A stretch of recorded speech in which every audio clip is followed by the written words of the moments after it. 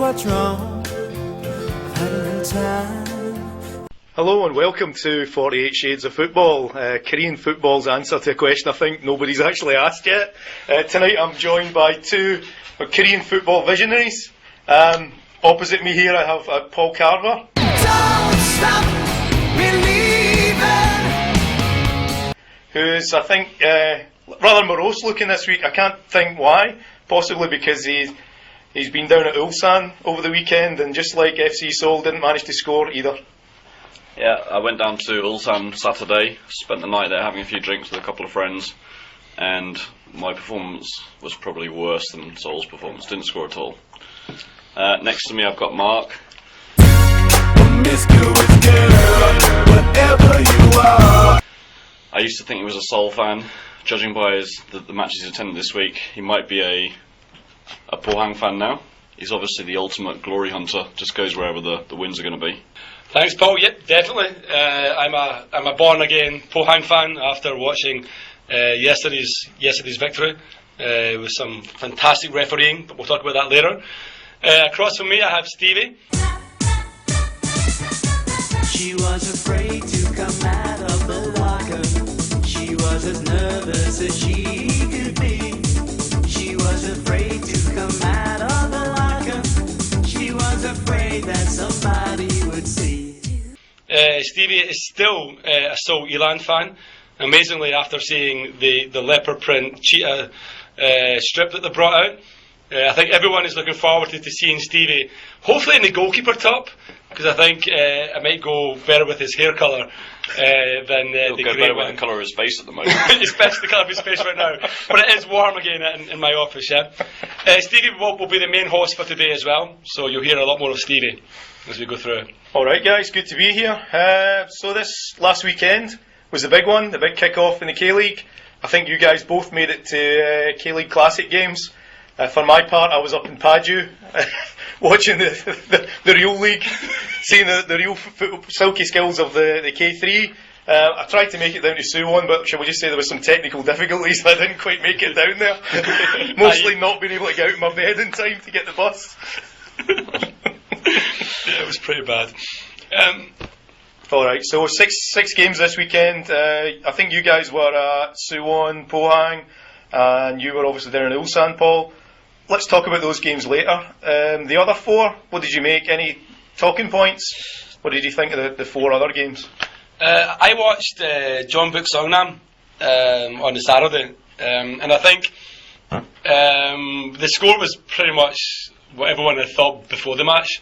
I think everyone, even though Songnam had done well midweek against Gamba, I think everyone kind of thought that Jeonbuk would be too strong for them. Apparently there was 24,000 there, which is a pretty big crowd.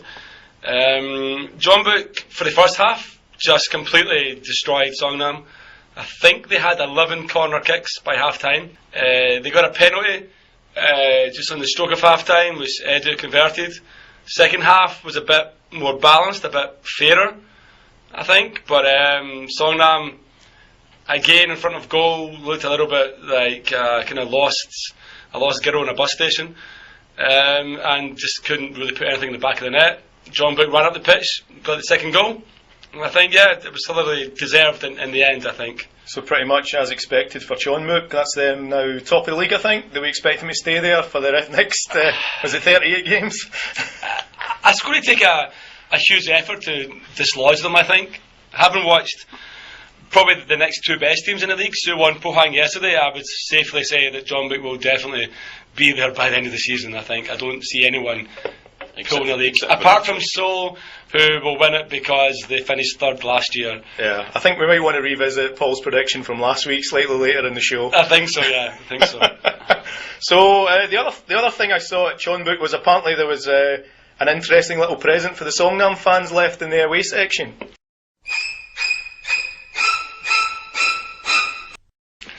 I believe that some Jeonbuk fans left a headless magpie, or something similar to a magpie. A severed head of a... The photo I see didn't look particularly like a magpie, but it was definitely a severed head of a bird. Yeah. Yes. I mean, I think, I'm not sure if that was actually a slur on the magpie on the Songnam like shirt, or if it was actually just thinking that Songnam would run around like headless chickens for 90 minutes. But it was pretty horrific, really, to cut the head off a bird and leave it lying in a stand. It's the kind of thing you might come to expect from various areas of Eastern Europe, maybe Turkey, but I mean, even in the worst days of English football, we've never done anything like that, right? Yeah. Not as far as I'm aware. Yeah, you've got to draw the line somewhere, haven't you? There's got to be a limit, and I think that's Syrian crossed the football's line. noticeably friendly than any other leagues I've ever seen, so to do something like that is not just crossing the line, it's way past the line. And yeah. I mean, there's been things in the past, you know, like Songnam fans, I think Seoul fans, maybe even John Book fans as well, have like put, you know, like frozen chickens on fishing poles when Suwon have visited town and stuff. And you had the famous Suwon banner where the chicken was shagging the cheetah. Yep. Back in the Anyang days, so. Yeah, and I mean, I think those things have been there, but this seemed to take it a little bit further, maybe a step further than we would want to see. A strange game for it to happen at as well. I don't remember anything between Jeonbuk and Songnam in the past that you'd think there was real enmity there between the two teams, so just just the relative ease of catching a magpie as opposed to a tiger from Ulsan or someone that's perhaps more of a rivalry. Yeah, I guess, yeah. I think I did like a comment from the unofficial Songnam Twitter feed, which said, should Songnam fans now go out and smash up Hyundai cars in retaliation? Hopefully not. That would be a little bit daft, I think. Yeah, but it was hopefully isolated. Poor guy's now somewhere looking on the search for a dragon when they take on Chunam. Yes. I look forward to that battle. I think my money will be on the dragon. I think so. So what about the other games, guys? Chunam Jeju, Busan Daejeon, Incheon Gwangju. Did you manage to catch any of those ones? No. Paul? No. I mean, your weekend was purely Seoul. On Saturday I went down to Gyeongju and had a bit of a tour around the historic sites of Gyeongju, so I wasn't really paying attention to what was going on the various football pitches around the country. I've obviously seen the results, I've seen a couple of the highlights. I think Cheonnam drew 1-1 with Jeju on the Sunday. Yep. I mean, Cheonnam last year were quite inconsistent, shall we say. They started off well and they faded towards the end. Obviously they were pretty good at home. Jeju don't travel so well as far as I'm aware, so 1-1, I mean, probably both be satisfied with that, do you think? I guess so. I mean, maybe from those games the talking point, I think Stevica Ristic was back on the scoring charts again, so is that the start of him getting another 15-20 goal season? And I'm not sure at Incheon, was that goal awarded to Kevin Orris in the end, or did that go down as an own goal?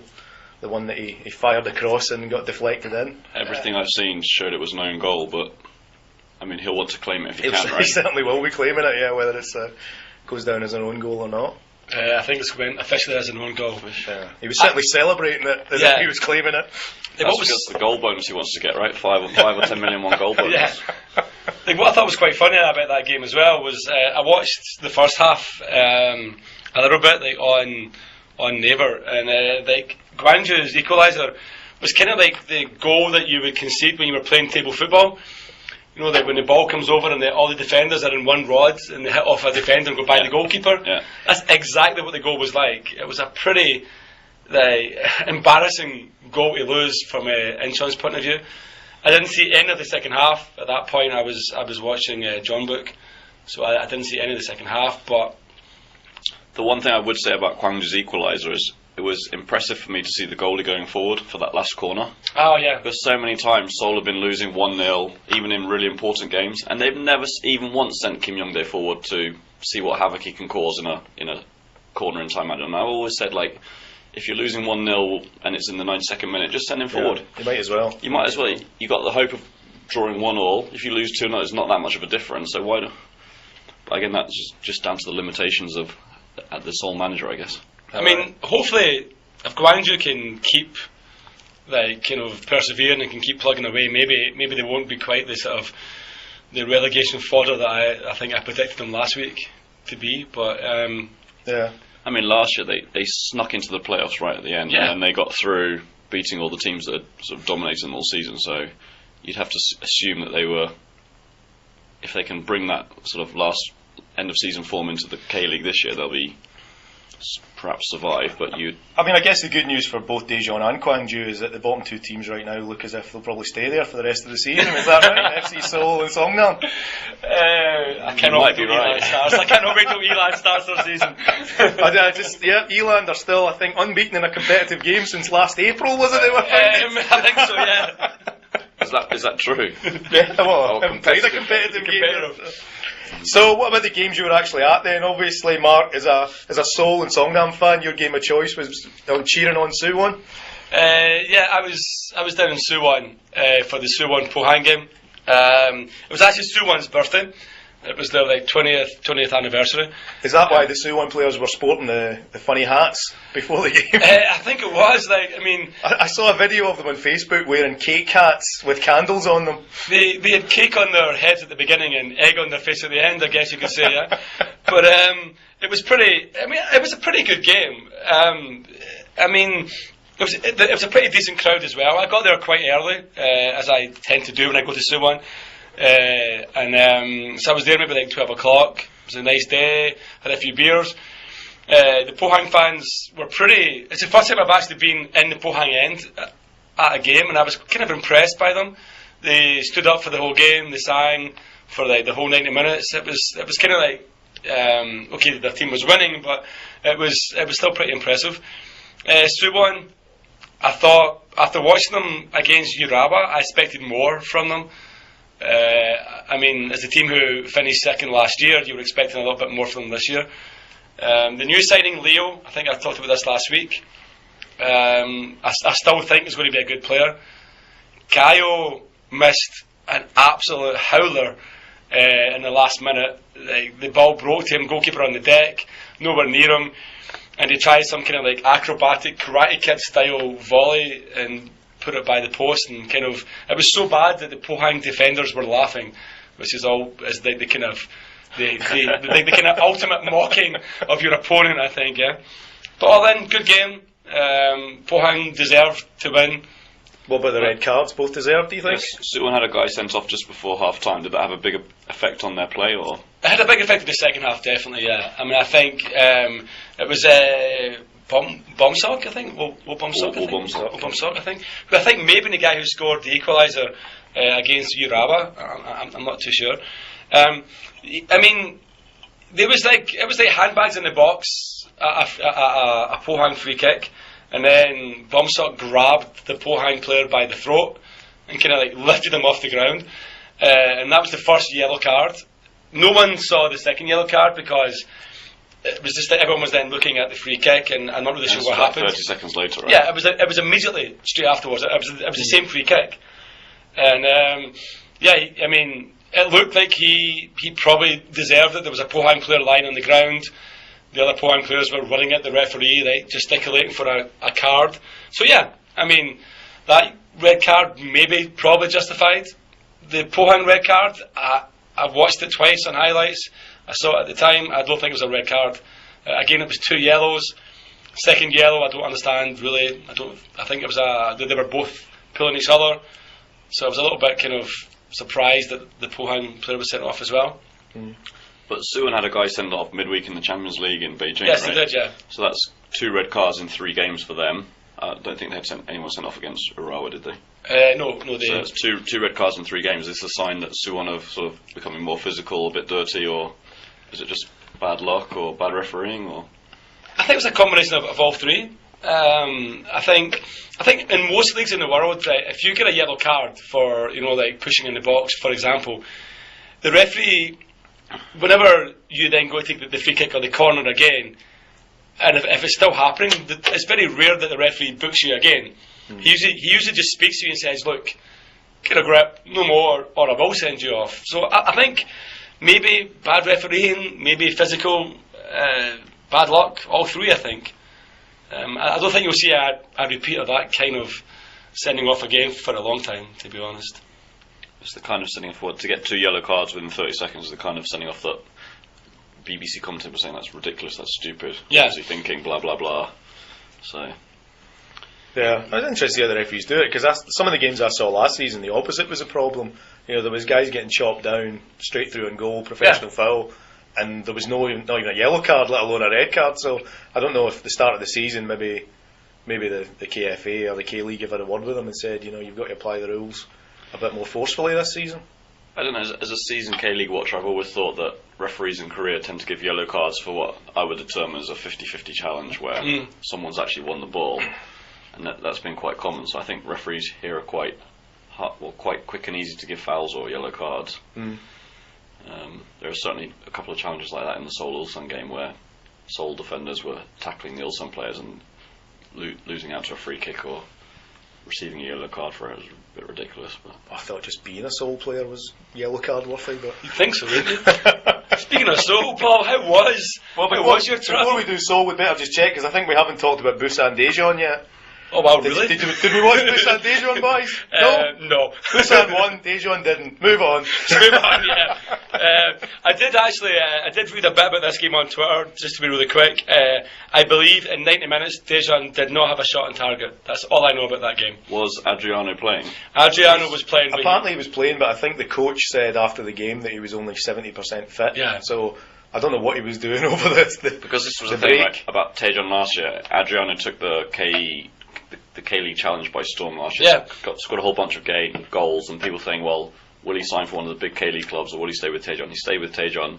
So the next question is, will he make the step up from sort of banging a hatful of goals against Pucheon or Cheongju, or whatever, and will he be able to do the same against what you'd expect to be slightly better defences of? I guess he's got confidence in himself. I guess the reason he made that decision was he probably thought, well, if I bang in half a season, get 15 goals in the K-League Classic, I might get a move to the Middle East or China and make a few $1 million, whereas right now I'll probably get a move to Chunam or somebody like that, and have to spend another year there before I get my move. So he's probably taking a bit of a gamble on himself, thinking, well, if I do well for Daejeon next season, I can get my big money move after that. You do realise that comment's going to put off one of our potential loyal listeners in Liam. I mean, hopefully he's a bit busy looking after his newborn kid to be listening to this episode. And yeah, well, I think from my point of view, performance of the week probably goes to Liam Birch, evergreen from the forum. Was it 2 or 3 days after his wife was given birth, he was off down to Busan on the bus to watch the game. Good move, Liam. we should probably get a comment from his wife to hear what she thinks about it, right? And congratulations on the new Daejeon fan as well, I guess, from all the guys here. As far as I remember, Liam's wife used to be an FC Seoul fan. I don't know if she still is. I remember they took their wedding photos. She was wearing a Taejeon uniform, but I believe originally she was a Seoul fan. So there's still hope that the young Bab will turn out to be a Seoul fan too. Yeah, I think there's 2 chances of that. Yeah, there's 2 chances of that. Speaking of 2 chances, Paul, that must bring us to Seoul. How was the Seoul-Ulsan game? Ulsan got 2 chances and they scored both of them. Seoul didn't have any chances at all. They were absolutely diabolical. Obviously, Seoul last year they were playing with 3 centre backs to cover the immense gaps left by our useless right back and our useless left back. And this year, that's not the Charminator, is it? I thought he was your star man. No, he's a brilliant right winger. Apparently, he's a shit right back. He's a terrible right back. So this year, because of criticism that we were so defensive last year, our manager Trez decided to switch to a flat back 4. So Gon is our extra centre back. He's so far gone. They've sold him to Shanghai. So yesterday they played with 2 centre backs, a left back and a right back, and they looked like they'd never played together before at all. Ulsan's first goal, it came about by a lucky deflection where one of our defenders cleared it and it bounced off someone else and fell straight to their sort of left attacking midfielder, and he just crossed it in for their guy to score. Second goal was a back pass cleared, and it was cleared very inefficiently, and Ulsan just came straight on the attack, banged it into Jeparov, and he scored. Yeah, I think I was a bit critical of Jeparov last week. I take it all back. It sounds like he's going to be the star man. He's obviously found his level. He's obviously found his level because he didn't look too bad. A couple of times he was when Osmar was marking him, he was well shepherded out of the game. But when the other guys were marking him, he looked pretty decent, to be honest. and he looks a lot faster than the Seoul players. That's one thing I'd be very critical about Seoul, is they've got no pace in their team at all. Yeah. Yeah, not really much at all in the team. And I mean, last season it was all about defence in Seoul, wasn't it? I mean, you were absolutely solid at the back. People couldn't score against you. Yeah. This season certainly doesn't look to be the same story. Yeah. I mean, I know Che got a lot of criticism for too many 0-0s, but I don't think the solution was, well, we'll just concede 2 and not score any ourselves. Well, Che gave an interview earlier this week saying the team is now where he wants it to be, so, I mean... Bottom? In Ulsan. Bottom of the league? Clearly, They'll just stay in Ulsan. clearly Well done, Che. we're going to win the league by losing every game 2-0, but... Well, you did say last week that the worse Seoul do, the more chance they've got of winning the championship, so they're right on track. I mean, to be fair, Seoul haven't won their opening game for the last 5 years, so I don't think we can judge them off this one game. But it's quite fun to do it anyway, isn't it, Mark? Since our next 2 games are against Jeonbuk and Pohang, I don't think it's fair to judge them for the first 3 Yes, games I either. think you've been right there, yeah. So let's revisit this in about 3 months' time. So the season starts at Christmas. Yeah. Yes. So was there any good news at all from the Ulsan match? What about the cheerleaders? They must have given you something to at least take your mind off it a bit. Is it, what are they called? Is it the Big Babies or something like that? The new Ulsan cheerleader squad. They're big signings for the closed season. Well, I'd seen in advance that they'd signed this one amazing cheerleader, right? And she wasn't available. She wasn't available for selection for this week. So after that, I just tuned out, and had a beer or two to forget about it. And forgot all about them. Yeah. I caught a glimpse of them on the TV. I think they did a bit of half-time entertainment. I didn't see whether they were actually really cheerleading during the game or whether it was just pre-match and half-time entertainment. But I suppose in some respects, at least well done Ulsan for trying. I didn't see any entertainment at all. Well, at Paju they had entertainment, if you can call it entertainment, but at least they tried. I think there was 3 different half-time acts on, so I didn't know any of them. I think they were just local guys, maybe from the Amateur Dramatic Society or something, but they were certainly giving it a go. Just grab some guy coming out of Noribang at 6 a.m, right? K-League, I didn't see anything at all. No, I was very surprised that Suwon didn't pull out Sistar and Suwon tops for their 20th birthday. Suwon, not Sistar, obviously. I think they're 21. But I was really surprised. I mean, I thought that usually, there is some kind of half-time entertainment in the first weeks. I mean, especially for important games or opening games, right? Everyone makes an effort. Definitely. I mean, I think everyone still remembers the stellar half-time performance at Bucheon, which I'm sure I talked about last week as well, and we'll again next week. But I was really surprised that no one seemed to have anything at all. As I said, more than surprised that Suwon didn't have someone in their opening game in their 20th year. You would have thought they would have pulled out all the stops and had someone perform at half-time. They must have spent all the money on the cake hats. They spent all the money on the cake hats and on those big banners to close the top tiers off as well. I think a lot of K-League teams this year, the marketing budget has gone on banners to close off half the stadium. I did think it quite funny that one of the Suwon banners, I think it was the top right-hand corner of above the ultras, said "Home of Football."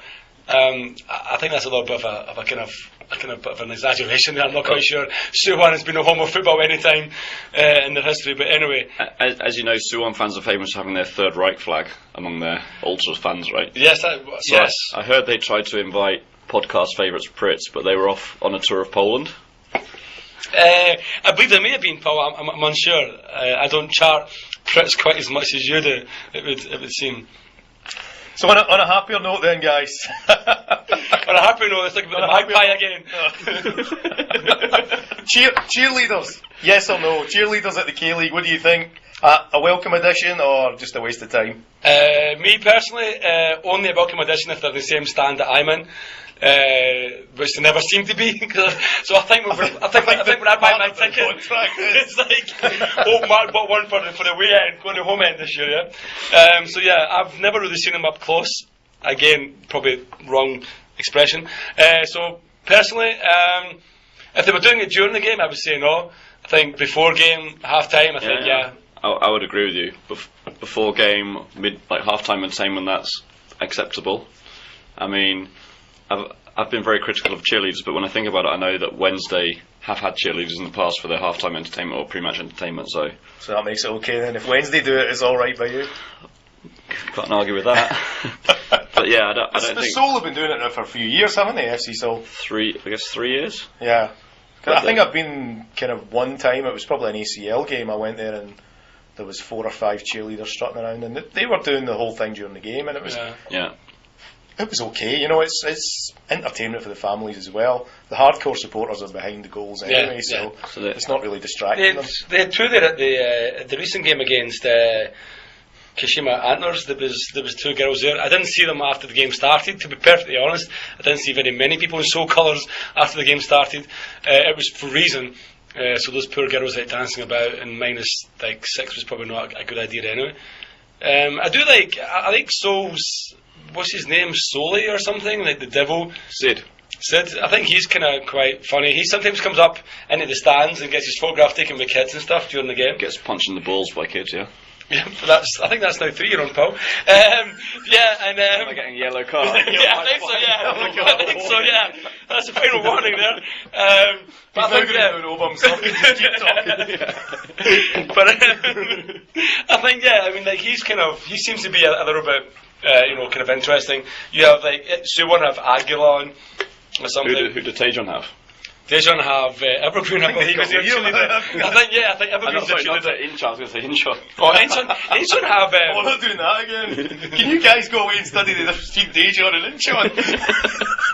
2 goals, apparently. But anyway, so for me, before the game, half-time, I'm all for them. During the game, no.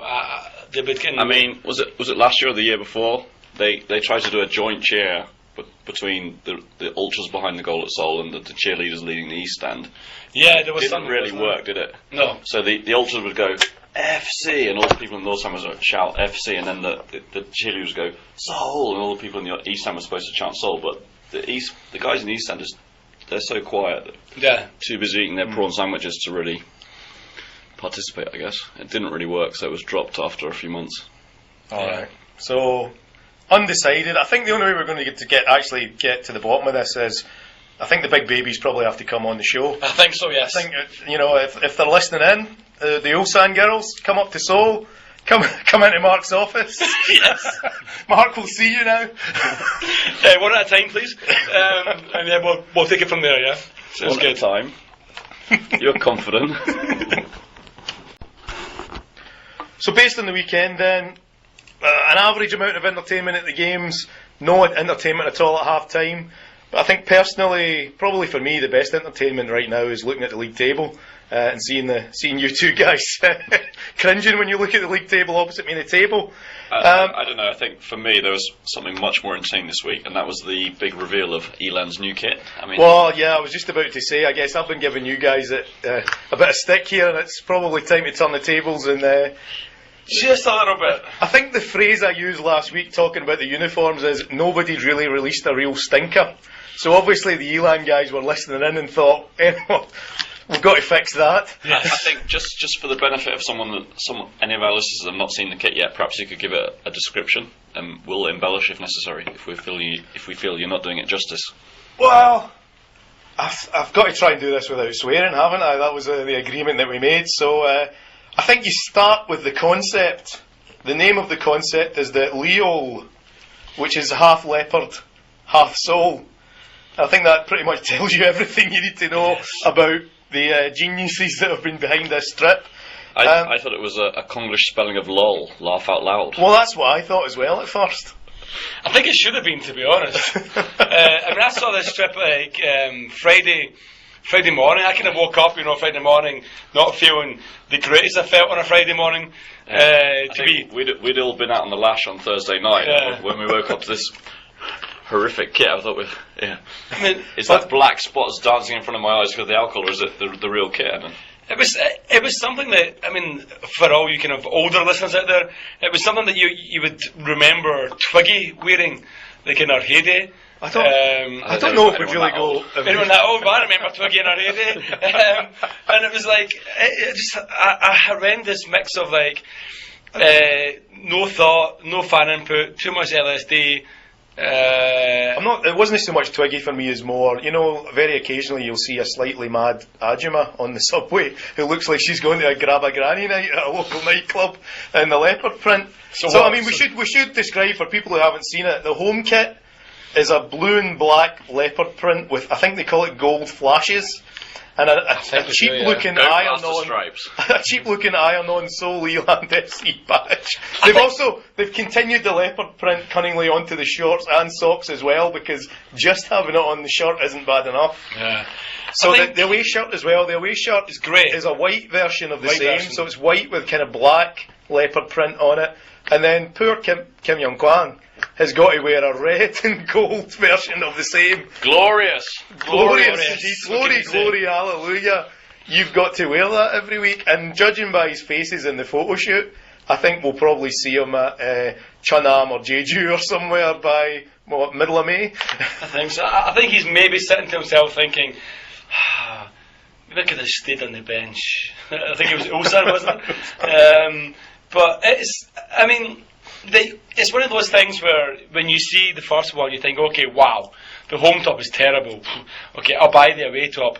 No, I'm not buying the away top. It's worse. Well, at least the goalkeeping top must be okay. And to release the same design in 3 different colours. Yeah, that's what it is. Yeah, it's it kind of makes those Japanese home tops that you see from the J League, they look kind of normal. It makes Hull City Tigers, or whatever they're called these days, it makes their top of a few years ago look normal as well. It's like one of those kind of optical illusion type pictures that you often see shared in the internet. The more you look at it, the worse it gets. And every now and again I look at it and go, oh, it's not that bad. And then my eyes straighten up and I'm like, oh no, it's absolutely dreadful. So, the key question is, will you be buying one? I had every intention to buy one. Until you seen it? Until I saw it. I had every intention to buy all 3 until I saw them. I'm undecided. I'm undecided for several reasons. Plus, number one, it's just not a very nice shirt. But you could probably overlook that based on the fact that if you have enough beers one night and you go on Interpark, you'll probably just buy it and it'll turn up at your door 3 days later. The other thing, they're not cheap.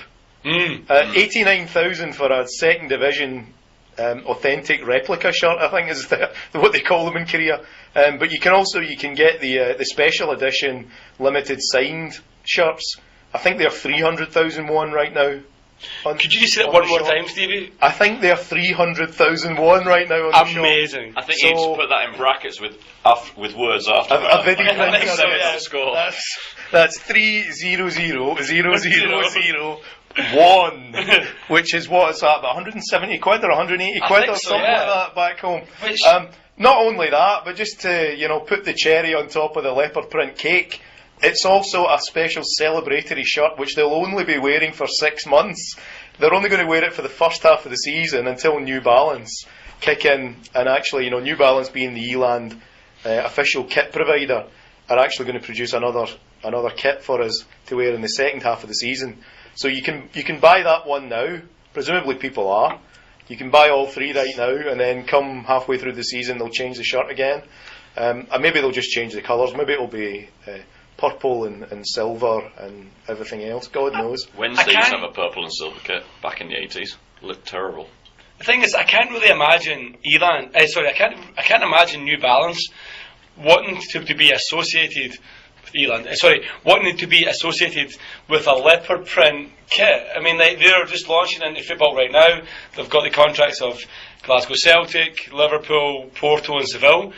Obviously, Eland, as Stevie said, is their kind of official company in Korea or whatever. I can't imagine they're going to want to be linked to a leopard print top. So you would think that they're going to probably change everything in 6 months' time. Which is kind of, if they kept the colours or kept the design or something, at least you could get away with that. Yeah. But to completely overhaul everything in 6 months' time, I think, is a little bit kind of. I mean, has this kit been designed by some intern at Eland, or has it been designed with some input from New Balance, or? Well, one of the things, if I remember back when Eland started, one of the things they made a big deal of was how they were going to get fan input on everything, and they were going to get. So it's your kit, it's your design. Well, they were going to get fans involved in the the name of the club and the kit and all of that stuff. I don't remember anybody from Seoul, from any of the fans that I know of, shall we say, ever voicing the opinion that what would be great would be a shiny blue, black and gold leopard print number. So Stevie, when you were on like the Ashley Buffet restaurant on the Hangang River ferry, So when he had a few too many to drink, he said, you went the one who said, "Can we dress up like animals?" Well, I'm trying to think. I do have a bad habit sometimes of having one too many and going on Facebook and suggesting things. You do actually. I don't remember ever suggesting that the leopard print be the way to go. Although again, it's maybe just a throwback to commemorating the sad demise of the cheetahs. Maybe that's what they're going for. Could be. I mean, they do seem to be going for this whole we hate Seoul, the FC Seoul, maybe want to have a rivalry. I don't know, maybe it is like a dig at the Anyang Cheetahs becoming FC Seoul. I don't know. I mean, I don't think anyone at Eland's put that much thought into football in general, to be honest. But it just seems like a very strange choice of a top. I know that on their badge they have leopards or cheetahs or something like that on their badge as well. Yeah, they've got leopards on the badge. I guess somebody's come up with a great brainwave involving that. I mean, it's a disaster. Every strip you look at, the one's worse than the other. I guess the only thing you can say, they promised when they started they were going to be something different and they were going to be a unique club in Korea. So, and certainly in terms of their uniform, they've done unique. I don't know. I think the reaction to it has been mixed. I think that some of the Korean fans seem to really like it. I've seen a lot of comments on Facebook saying they really like it. Eland Facebook group, which Yeah. I'm not. Are you on the Eland Facebook group? I think I am. I think I think even even Eland page. Maybe? although I remember, I think looking at there was a video that Eland put out when they did they put out a video every day. Yes. Here's what the players have had for lunch today and all of those things. So they did a video of the photo shoot, and even some of the players at the time I think were putting a brave face on it and saying it's a bit much or it's a bit loud. Yeah. So I think it's one of those things you're either going to love it or hate it, and I don't really see too many people loving it. So Talking about Eland videos, did they put out a video of them getting beaten by that American team today? That Nacho Novo scored a penalty or something? well, I'm sure they will, but yeah, I think the news I heard just before we came here is our wonderful pre-season fixture ended 0-0, and then we got beat on penalties by Carolina Railhawks. Who? Exactly. Yes. Well, actually, they were one of Martin Rennie's former teams, so I don't know. Maybe he was just doing them a favour. He's a nice guy, Martin Rennie. Are they full of Americans and didn't drink enough milk when they were growing up, so they're only good enough to play for Carolina Railhawks? Quite possibly. If anybody would like to email us and tell us what that joke meant, Please. This is a problem. You're on www.whatdoespaulmean.com. It's a problem of doing a bloody podcast with jocks instead of. Seriously, you don't know that? You don't know that reference? Last week, if you actually listen, Paul was wearing his offended cap. This week he's wearing his offensive cap, it would seem, yeah? I think we just edit out everything that Paul says, to be honest. From the beginning to the end.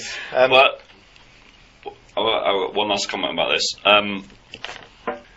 The only way to sort this out, basically, is to have all the players have a nice Ajima bubble perm, and then they'll look cool in their leopard print shirt, right?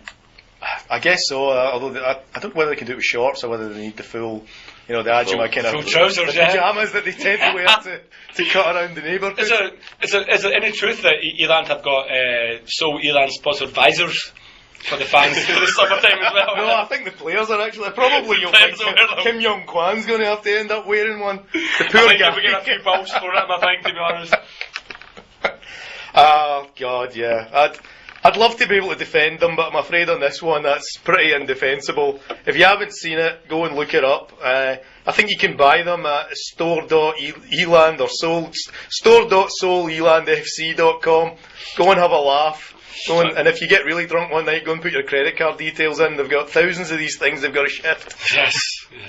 But I mean, we've obviously seen two big fashion statements this week. We've seen the Eland leopard print shirt. We've seen the Suwon birthday cake candle hats. In your opinion, I've only seen the Eland shirt in detail. Well, the other thing we saw was the FC Seoul red faces. I quite liked them. Nice comeback. But of the two that I asked about, which is the most heinous offence against fashion? I think I'm more likely to buy a Suwon cake hat than I am to buy a Seoul Eland FC shirt at the moment. I mean, the other thing is as the founder member, I don't think we get any discount on the shirt. So, in terms of pricing, it's 150,000 for the season ticket, it's 90,000 for your shirt, versus the same at Jeju, 40,000. So you can make your choice as to whether Seoul, Eland FC or Jeju is the better bargain this season. If you're living in Seoul, you could even get an authentic FC Seoul replica shirt for about 75,000, right? Yeah, I think so. Yeah, Songnam. The Songnam one is about 80,000 as well, I think. And even last year, they did a special commemorative shirt for Addy's retirement with various Brazilian-related things printed on it. It was still only about 130,000. Yeah. So I think, in conclusion, then, if you're living in Seoul and you're looking for a shirt, Seoul United have got quite a nice black and white stripy number this year, so they're the ones to go for. I think so. I've noticed. I think even Martin Rennie in the photo shoot, I didn't see him actually wearing the shirt. I think there was one in the bin nearby in the photo that I saw of Martin Rennie, and he was kind of looking at his notebook as if to say, "I don't remember saying anything about leopard boys." So the one good thing about Seoul I did see this week, they brought in Aberdeen legend Brian Irvine, which I think was a personal apology to me for the strips, to be honest. So that's a bit of good news. Well done, Martin Rennie, on that one. Welcome, Brian Irvine, to Korea. Hope that we can share a beer sometime, although I don't know if you actually drink, but we'll sort that out if you don't. The only thing I remember about Brian, I remember watching Brian as a young lad. I was a young lad. I don't think Brian's ever been a young lad.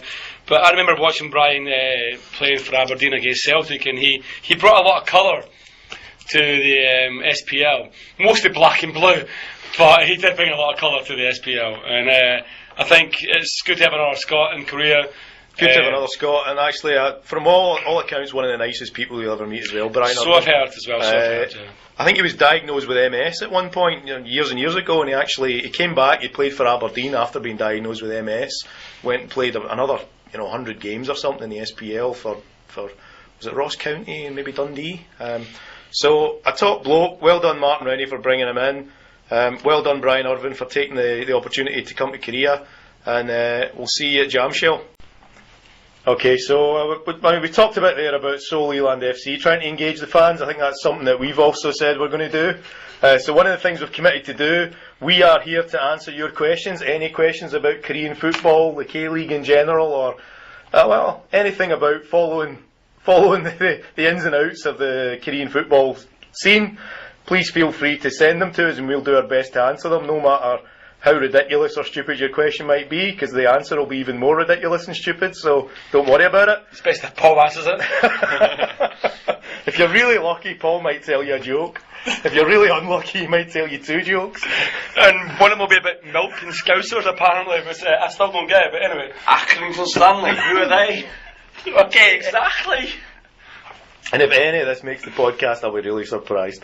Okay, so first up, our very first Ask the Podcast question is from Eugene on the rockfootball.com forum. He asks, has promotion and relegation in the K-League been a success?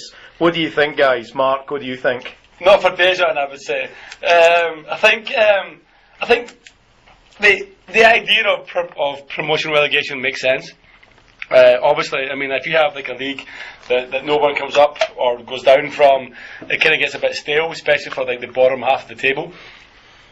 So I think the idea of like the fact that teams have to fight for something at the end of the season, especially if you're going to have a split, the split system in Scotland doesn't work. It didn't work in, I believe, Scotland. I believe we copied it from Denmark or something. Switzerland, I think. I think basically, like the idea of it obviously makes sense that every league should have promotion and relegation from it. I think for teams like Sangju, like they're just going to keep yo-yoing back upwards and back down again all the time. I think Sangju, I think we've discussed this before. Like Sangju are like a kind of fake team. They have players for the first half of the season that are really good, and then they go back, and they're left with like maybe some of their players that are not there anymore.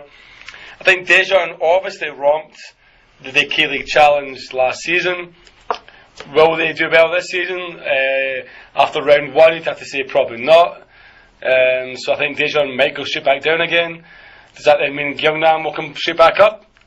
Probably. So I think promotion and relegation, you have to have promotion and relegation in your leagues. But has it been a success? It's a little bit early to say, but maybe no. I think maybe you'll see the same 4 teams. There's probably a couple of parts for me, at least, to the promotion relegation part. promotion and relegation. Who'd have thought it? I mean, I guess what it's in terms of the relegation and promotion, you had the playoffs, so they were, I guess, trying to excite the fans a bit and having something at the end of the season that was a kind of short dash tournament that people could get excited about and see who's going to get up to the K-League Classic. Not sure if it really worked. I remember watching a few of the playoff games last year.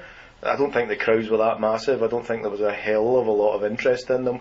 Obviously, for the teams involved, it's interesting, and you'd know, Mark, being one of the teams that were potentially involved in the relegation battle. Yeah. At least it was adding a bit of flavour to the end of the season. Because one of the things in K-League was, halfway through the season, you get to the point where there's two teams fighting for the championship, and everybody else is basically giving up. I mean, in Sangju's case, there was one season when they actually did give up and didn't play their last half dozen games. I mean, I think that's the case. I mean, you do need relegation from a league. You need promotion into a league as well, but you also do need relegation. Otherwise, I mean, especially with a split system, as we've said, the top 6 teams are vying for ACL, they're vying for the league title. You look at Johnnam last year. I mean, Johnnam were secure from relegation. They were in the bottom 6. They just they went on vacation pretty much from the first game. As you said, my team Songnam, or one of my teams, Songnam, was involved in the relegation. One of my top 10, was involved in the relegation battle up until the fantastic last day. So I think, relegation, promotion is essential in any league. It keeps the league dynamic. It keeps the interest. Maybe not so much from the fans, but it keeps the interest in the league. Has it been a success in Korea? I think we have to wait a few years, but I do believe it will be the same 4 teams. It takes a bit of time to see whether it's going to settle in and do anything good. I guess the other point is you need somebody to a pathway for teams to develop, for small teams to grow. Maybe the problem right now is there's too much of a gap between the top league and the second league. So, I mean, Paul, your team are going to be in the second league next season, so what do you think? Do you think you'll be bouncing straight back up? Well, perhaps not. The rate they've been selling players and not reinvesting. Perhaps if the worst were to happen, we might struggle for a while. You might get Escudero back to a Portsmouth. But I mean, from my point of view, the split system was introduced the same year that the promotion relegation thing was introduced. So it's hard to say what's had the most impact. Like from my point of view, when you've got the split system, you're playing half a dozen teams 4 times a year. You're playing the rest of them 3 times a year. You get to be a bit too familiar. And I've also noticed that with the introduction of relegation, the impact of going down is so big that nobody wants to. Everyone's gone from sort of playing relatively attacking football and trying to win to just trying not to lose. And it's made the K-League ultra defensive, and for the fan, I think it's got a lot more boring each individual match. I think so. I would agree with that. I think, But I mean, that's when you look at what happened to Gyeongnam in the closed season, almost going out of existence. That's, I suppose, one of the things you've really got to worry about is what's I know the EPL and stuff have got parachute payments and different things, but what's the financial impact of getting relegated from the K-League Classic? And is there a danger that every team that gets relegated is then potentially going out of business? But then you have a team like Incheon United who would have given anything to be relegated last season because they were almost bankrupted by the Asian Games. I mean, their mayor, at one point, the mayor said he might not even pay the K-League Classic registration fee this year because of how expensive it was. So, I mean, I think financially, yes, the teams need to be in the Classic. I think there is too much impact on them going down. It will be interesting to see if Gyeongnam perform well, particularly with the new challenge of Eland. The police team and the army team this year, like Ansang and Sangju, look poor. They don't look as good as they've looked previously. Has anyone figured out what the guy that was playing in the Asian Cup, is he still going to be playing for Sangju this year? He will still be playing. He will play until halfway through the season. He doesn't get any kind of exemption for them reaching the final? No, but there was no exemption for the final. Even if they won it, there was no official exemption. Even if they had beaten Australia, there was nothing official, although Park Geun-hye, the big football fan that she is, had apparently said that she would look into it. But there was no exemption. There was no official exemption for reaching the final or even for winning it. Okay. So he will still be there until the summertime at least. Okay. When he might then come back to Busan, I think it is. I'm not sure. Or to whoever's signed him by It that was in it by then, yeah. So Sold. Kuwait, somewhere in Qatar or something. So Yeah. I don't think he'll want another season in the K-League Challenge, will he? Probably not. Probably be looking for a top league team at that point. Probably. Alright, so I hope that's answered your question, Eugene. It was a resounding, we don't really know, ask us again in 5 years. Yes, if we're still here, yeah. So that was a bit of a light-hearted question. Now I think we've got a really serious one from Rothsay Saint. So this is the kind of question that we really want to hear from you in the podcast. So guys, the big question of the day: who looks better in an E&J goalkeeper top, A-Pink or Sister? That's the big question there. Paul, what do you think? You don't probably know who A-Pink or Sister are. I know they're the names of girl groups in Korea. I'm not familiar with any of their members, so I do know that E&J is a bit of a fat bastard. So I have to say that pretty much any of them will be swamped by one of his tops, right? Well, I'm assuming that Rossi was actually asking that if the whole group could get in there rather than just one of them. See. Okay. In that case, Well, if you look at it that way, Sister got how many members? 4, A-Pink. 7 or 8. Then I'm going to go with Sister, because he's not that fat. I mean, he's a bit chunky, but he's not big enough to fit 7 or 8 people in. Mark, any thoughts? I have a few thoughts, yeah. About this. Sister, I think. Any thoughts that we can actually put down on tape? I think Sister of the Nahunja day, when they sang the song Alone, I think I would have given anything to see them in any football top, apart from the Suwon one that they wore at the FA Cup final. I think I was just thinking actually Sister have probably been in half the K-League tops anyway, because they've been at Gyeongnam, they've been in Euphemism for Suwon. something else. But yeah, I mean, I think they have been. They've been in Songnam, they've been in Suwon. Hyunam, I know personally, is a big Glasgow Celtic fan. But since they've kind of like lost a lot of weight, they now look about the same size as one person. A-Pink are kind of cutesy more than anything else. They were recently on stage with Kim Shin-wook at the K-League Player of the Year Awards. Anything that can make Kim Shin-wook look masculine, I guess, is positive. So yeah, I would say probably A-Pink. All 7 of them all together in one top. Yeah, I would say A-Pink for me. But I mean, surely, as an anyone but Suwon fan, any Korean girl group, no matter how hot they are, you're not going to be attracted to them wearing a Suwon shirt, Suwon goalie shirt. Well, yeah, I mean, obviously not. But it must be said, if anyone has to wear a Suwon goalie top, it may as well be a girl group, yeah, as opposed to the actual Suwon goalkeeper himself. Of course, E&J is very famous for going out on the lash in Indonesia. Was it in Indonesia for the? I think it was Indonesia where he got himself in a little bit of trouble for Got a year ban. consorting with young ladies. Do you think he was? I thought her name was a little bit of trouble. That was her name there. Do you think he made them wear his national team kit for that? He probably did. For that extravaganza? I'm sure he did. Again, I think this is one of these questions where we're never really actually going to get to the bottom of it unless we get A-Pink and Sister in. One at a time in my office again, just like the old sign cheerleaders. And we'll see if E&J will lend us one of his goalie tops. Yeah. I would like to hear from Rothsay Saint himself to see what he thinks. Which of the 2 groups he thinks would look better. I always thought Rothsay Saint was more of a fan of Vicks than anybody. To wrap up your question, I think either group will look better in a Samiran shirt or, as it's known in Korea, Seoul United. So there we go. So I think is that exclusive news of the night? Sister and A-Pink will be signing for Seoul United over the weekend, so expect about a 65,000 crowd. I think so, yeah. At their game over the weekend. Alright guys. So the next question, the last question of the day, we've got a question from @Korea Racing on Twitter. He wants to know about bag searches, and have you got any evasion techniques, and is it morally acceptable to hand over your beer to the wee girl at the gate? What do you think, Paul? Paul, have you been subjected to a bag search this year? They seem to be happening more often. This year, in the one game, the one Well, game. you've been to the ACL games as They, well. they never search Seoul home fans anyway. You can walk in with whatever you want.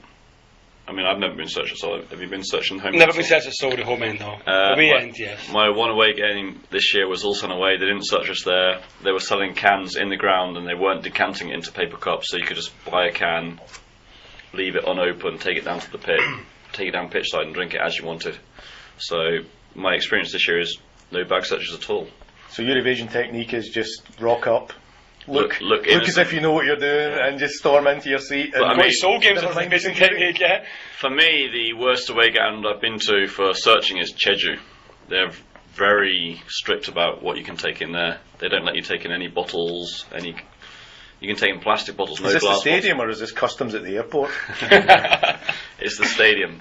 They I don't want you smuggling oranges Firstly- out of Jeju. Yes, that's it. exactly, yeah. Firstly, in direct contravention of K-League rules, there's no snack shop in the Jeju away end. If you look at the printed K-League rules, each ground is supposed to have a convenience store in the home end and the away end. There's nothing in the Jeju away end at all. Have you been there, Mark? I've never been to Jeju, no. No, I haven't done Jeju yet. There's nothing in the away end at all. You cannot buy any. You can't even buy water in the Jeju away end. I guess the justification would be when you say there's nothing in the away end, that also includes away fans. So that's probably how they get away with it. I mean, Seoul normally take 100 or so fans to Jeju away, and if it's in the K-League rules that they must have snack facilities available for away fans, then there really should be something there, or at least they should open up a path to the snack stand in the home. Yeah. But there's Or nothing. if nothing else, they can hire someone to stock up at the Yeah. convenience I don't- store I at the don't home care. end and walk around with a backpack selling the. I don't care how it's done, but you need water for the kids and beer for the adults.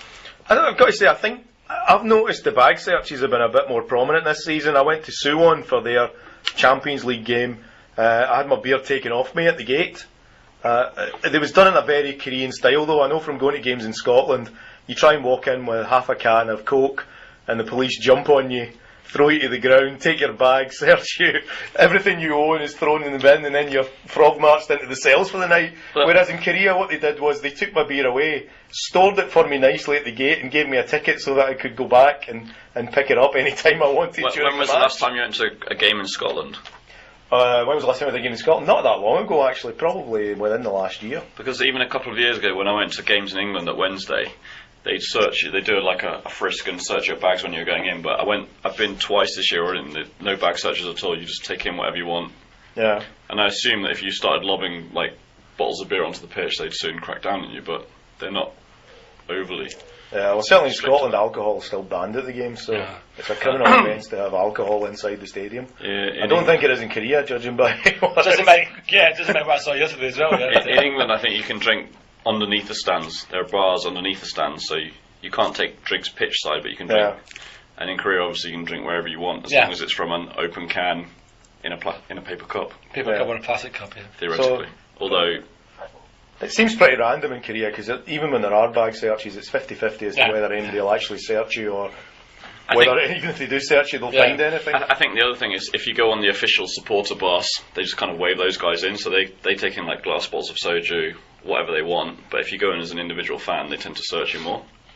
I mean, I went to Suwon Pohang yesterday, and I was subjected to a bag search on the way in. It was quite funny. I walked past the security guard without any problem, and there was a young girl who said kabang, and I went, oh, my jacket, do you want to search my jacket? So I gave her my jacket, and she looked at me with like complete and utter like detestment, like, no, your bag, in like really good English.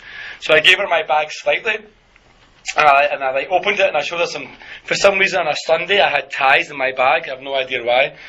That's the thing around your neck. By the way, just so you know. But not cable ties, Yeah, as you normally carry with you. I'm not smuggling young girls at the football stadiums. So once she actually started searching my bag, I actually had 8 beers in my bag. She found one of them and took it out and went, oh, and kind of like started to pour it into a cup. At which point the security guard ran over, screaming Andy or Anio or like something. And I thought he was going to like stop me, because my bag was obviously like clearly full. But he took the cup and the beer off the girl and showed her how to pour a beer properly without getting too like straight in, without getting too much head apparently. Straight in with like, Yes. So she then looked at me and kind of smiled a little bit. At which point I swung my bag over my shoulder and all the cans went clunk, clunk, clunk, clunk, clunk. Everyone just kind of looked at me and I walked into the stadium. So, bag searches, that's my second bag search. I was searched on the way into Songnam versus Gamba Again, I had several beers and got away with it because the guy found an empty shaker in my bag. So I think the bag searches are not the most vigorous or rigorous, whatever the correct expression might be, but they are happening more frequently, and I think that is maybe something that could be a concern. Suwon is known to search people in the away end. I was in the Pohang end yesterday. As Paul already said, I've never been searched at Seoul in the home end. I think they're just happy that you're actually going to the game. I think Incheon's another one where they're very strict on searching away fans. Incheon away fans, yes. Away fans, yeah. But I think that all stemmed from the whole Incheon, Daejeon punching of the mascot. A mascot Punching of a thing in a seagull. fight, yeah. Koreans seem to have something against birds, really, don't they? Yeah. The seagulls get assaulted and the magpies get beheaded. And there's an joke in there somewhere as well, I'm sure. But I think, so I mean, And the chickens get beeped. I think if bag searches are going to continue, then we have to come up with new and inventive evasion techniques, as Career Racing said. If that means giving all your beer to Career Racing, who is very unassuming and never gets searched, maybe that's the way forward, I think, for all of us. He definitely gets searched in England, though. He's well dodgy looking. It's just Koreans haven't got the appropriate radar to. Well, for some reason, Koreans, I tend to not get searched very often either. As I said, I have been twice this season, but generally they don't search me. They kind of generally look at me and go, So I usually get away with it. Career Racing always gets away with it. So I think maybe there's something to being less threatening looking. So I think there's a couple of things we can say here. I mean, we're not going to condone smuggling alcohol into stadiums where it's banned, but Yes, we are. Yes, we are. That's exactly what we're doing here. We're talking about evasion techniques. That's exactly what we're doing. You have to watch the K-League sober. You'll not be going back again. But if you did require a beer during the course of the game, I think there's a couple of things you can do. Firstly, you go in first without any beers, and you send your friend around to a gap in the bar somewhere. He passes the beers through the bars, and then he comes in without any beers, and you got your beers inside safely. Secondly, Koreans love to drink barley tea, barley water. So you decant all your beer into a massive bottle of barley tea, and it looks the same colour. Yeah, I actually noticed a couple of Korean guys at Tancheon had maybe done that last week. They had a big green plastic bottle with no label on it, full of clear liquid, which could have been anything. It's just water. Yeah, I guess, yeah. Well, I think probably the smartest thing that the three of us can do is we'll be setting up a website next week, beerdrones.com, and we'll be flying cans of gas into the stadium near you from next week. Definitely, yes. So there you go, Career Racing. If you want beer, just let us know, and we'll. What was it? 8,000 won a can. 8,000 won a can, and I'll be there. I'll be there for you. But Korea Racing is obviously connected with the Korean racing community somehow, and I think I want to turn the question back to him, because I was talking to someone the other day who was complaining about the fact that you couldn't get a drop of alcohol at all at the racing. That's incorrect nowadays. Is it? There's a bar, there's a snacks restaurant in the first floor as you go in that sells hamburgers, kimbap, some other bad food, and beer. All right. I know myself because I sat there and lost about 150,000 won, not just on beer. Is that coincidental with him sort of taking up employment at the racing? I couldn't possibly comment. Well, for a minute there, Paul, I thought you were going to suggest some kind of Trojan horse arrangement where we stash beer about a horse and then see if we can get them into Tancheon. With the other taxi drivers inside it, yeah. We can all come out. I think it's time to stop now. I think you can probably tell from the banter here that I think we've exhausted all the questions and it's probably time to stop. So the only thing that's left for us to talk about is next week's games, or next weekend's games, and where you guys are going to be going. So I think, yet again, K-League Classic looks dull and boring. It's the same teams playing the same teams as was last week. So I'll be off. It will be every week. Surely. For the rest of the season. Wow, let's not go after the first game, yeah? As I said, with the split system, we're playing the same teams all the time. So I'll be off to the K3 at the weekend as usual. To see what? To see probably either Weijongbu or Yangju this week. You'll be taking family this week? Are they inclined to go back? Quite possibly. I think my daughter thoroughly enjoyed her trip to Paju. As long as she gets to go on a bus and see cement mixers, she's happy. not going to do very well for making her into a solid Eland fan by taking him to various. Well, she's seen the shirts. That was enough. That was enough, I think. So the fixtures this week, we've got Seoul, Chonbuk, so that's a pretty easy away win. We've got Suwon versus Incheon, home win. We've got Songnam versus, well, whoever, away win. Jeonnam. Where are you guys going to be? It's also White Day for all of us who actually still care. Well, so as a Songnam fan, obviously you're going to be going to the first game of the season at Sancheon, Yeah, right? the opening home game. You wouldn't miss it? Wouldn't miss it for the world? I wouldn't miss it for the world, but I would miss it for her, who demands I do whatever she demands that I do. She probably... We've seen the videos. We've seen the videos, yes, and she actually listened to last week's podcast, so that was a quick wave. So yeah, probably, if I can convince her to go to Songnam, I will, but my convincing techniques are a little bit less than they used to be. So probably I'll end up at Seoul Jeonbuk. It's probably the game of the weekend in terms of the classic, I think. So yeah, probably Seoul Jeonbuk, probably in the Jeonbuk end, I think. Just to make Paul recoil in disgust there beside me. But yeah, probably Seoul Jeonbuk. So are you just going to be the floating away fan this season? Was that the persona that you're adopting? No, actually, I haven't seen Jeonbuk up close, but never actually in their fans. I want to kind of see if they really are quite as passionate and loud as they kind of come across when you're opposite them. Well, it'd be interesting to see what kind of sacrifice they make this week. Yes, it will be. Given that Sid's some kind of devil. So I guess they're going to go out and get a Man U fan, yeah, or a Man U scarf or something. Yeah, I know one. But also on Sunday. Sunday does, to be honest, I mean this is a football podcast and we shouldn't say it, but Sunday does look kind of pretty bland, apart from Pohang Ulsan. Yeah, it's a kind of local derby, right? Yeah, which has the ridiculous kick-off time of 2:15, which I'm guessing is so that Ingagayo can finish just before the game starts. Jeju versus Busan is like the equivalent of like Cliff Flawborn playing John Parrott at snooker. And yeah, the other. To update your references. Well, I don't know any boring snooker players these days. Yeah. Steve Davis. So one thing, I think we got 25 or 30 listens next week. That we'll be getting the Cliff Thorburn and Twiggy fans following us Yes, on Twitter this week.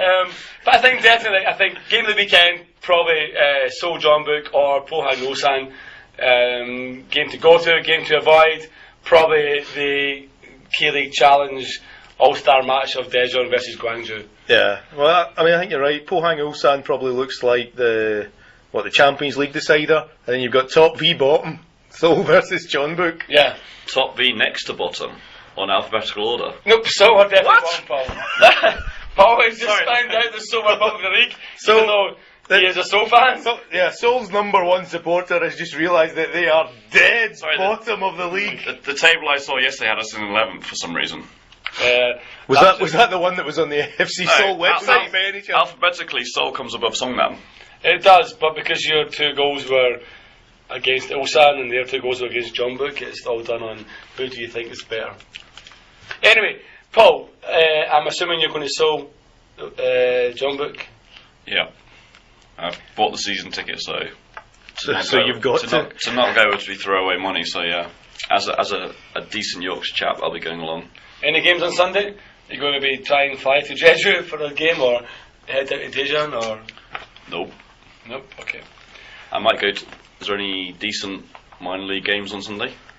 No, I think the big minor league game is Pyeongchang's very first ever match. Pyeongchang FC. I think they're taking on Seoul Martyrs, so that should probably be about. No, in Pyeongchang, so that should be about 25-0. It's not bad when you can, open your life as a football club with a 20-0 win. They should fold the week after, with a perfect record. No, the K-League Challenge doesn't start for another week. National League starts at the weekend, but I don't think there was anything particular there. I'm not a National League fan, so. And of course, Eland will go into the first. We'll end the first week of the K-League Challenge unbeaten. Unbeaten yet again, yes, which is more than could be said for the other Seoul team in the K-League. It's quite interesting that Eland did get the first bye. I wonder if that was on purpose because they weren't really ready for the stadium and so on. I mean, it's a bit of a coincidence that the brand new team gets a bye the first game. There's no joke in that. It must have been serious. I wonder if they were given. I think there was a few questions about whether they maybe asked for it. It would make sense. I think I'm looking forward to I mean, we'll obviously do a K-League Challenge preview next week. I'm looking forward to the boys of Buchon coming back. They're like my favourite fans, so I'll probably You and I are going to have to do a bit of studying between now and then, right? Not being amazing connoisseurs of the K-League Challenge. I've been to a few K-League Challenge games. I mean, I know that I've been Buchon, to one. I mean, I've been to Buchon, I've been to Anyang, I've been to Ansan once, I've been to Suwon City once as well. When Suwon played in the World Cup Stadium, now they play back in the old. I think they're back in the Civil Stadium again. I think, I mean, Buchon, interesting team, interesting fans. I wouldn't force it, Paul, because next season you'll have 40 games to enjoy in the K-League Challenge. I think we'll probably talk about the K-League Challenge next week. The one thing I will say, we'll be talking a lot more about the K-League Challenge next season. Next season is that Buchon had the most amazing when announcer. Sol and Songnam are both relegated and all three of us are down there. All three of us are down there, yeah. And We're all in the same division. And we're all wearing red faces and leopard skin tops, yeah.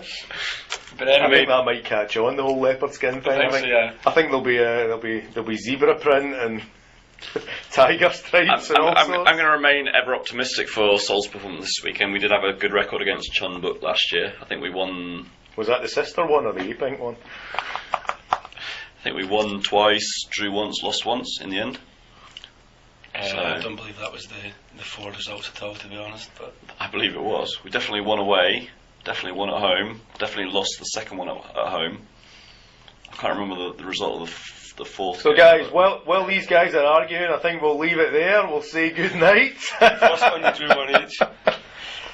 If you want to get hold of us, where can you contact us, Mr. Technology? So if you want to get hold of us, you can contact us either on Twitter, on K-League_podcast, at K-League_podcast, or you can contact us by email at 48shadesoffootball@gmail.com. And that's 48 in numbers, 48. 48 in numbers, yeah.